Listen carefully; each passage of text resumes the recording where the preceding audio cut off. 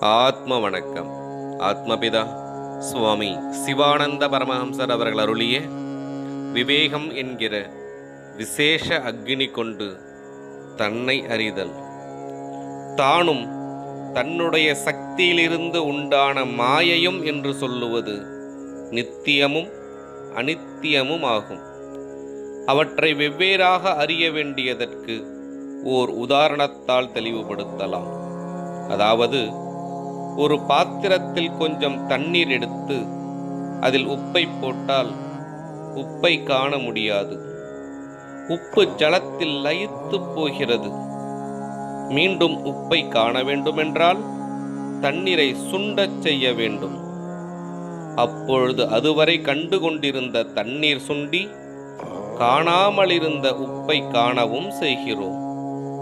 அதுபோல நித்தியமாயிருக்கின்ற தான் அனித்தியமாயிருக்கின்ற மாயையில் கலந்திருக்கிறது. அவ்விதம் லயித்து கிடக்கின்ற தன்னை அறிய வேண்டுமென்றால் மாயையை சுண்ட செய்ய வேண்டும். அப்பொழுது அதுவரையில் பார்த்து கொண்டிருந்த மாயையாயிருக்கின்ற உலகம் நசித்து பார்க்காமல் இருந்த நித்தியமான பிரம்மத்தை பார்க்கக்கூடும்.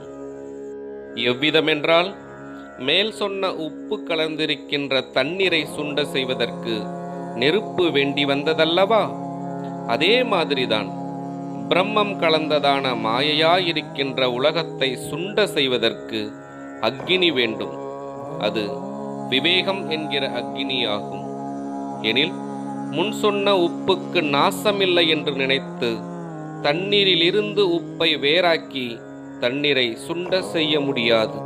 அதனால் நசிக்கின்றதான தண்ணீரை அதில் கலந்திருக்கின்ற உப்புடன் கூடி தீ எரித்து சுண்ட வைத்தால் நாசமுள்ள தண்ணீர் நசித்து நாசமில்லாத உப்பை பார்க்கலாம். அதுபோலவே நித்தியமாயிருக்கின்ற தான் அனித்தியமாயிருக்கின்ற மாயையாகிய உலகத்தில் கலந்ததால் தனக்கு நாசமில்லை என்று கருதி மாயையாயிருக்கின்ற உலகத்திலிருந்து தன்னை வேறாக்கி உலகத்தை நசிக்க செய்வதற்கு முடிவதில்லை. அதனால் நாசமுள்ளதான உலகத்தை அதில் லயித்திருக்கின்ற நாசமில்லாத தானாயிருக்கின்ற பிரம்மத்துடன் விவேகம் என்கிற விசேஷ அக்னியினால் நாசமுள்ள மாயையை நசிப்பித்தால் நித்தியமாயிருக்கின்ற தன்னை அறியலாம். ஆத்ம வணக்கம்.